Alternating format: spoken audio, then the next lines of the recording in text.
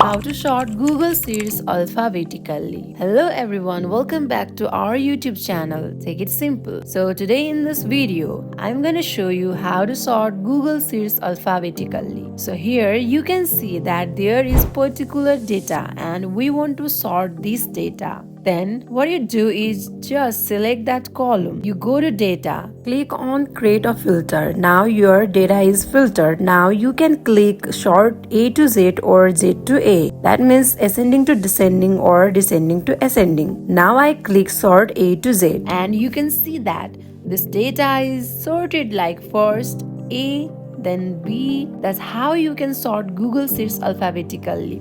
That's wrap for today. I hope you guys understand. If you guys did, then hit the subscribe to our channel. Take it simple. I'll be seeing you guys on the next video. Until then, bye bye.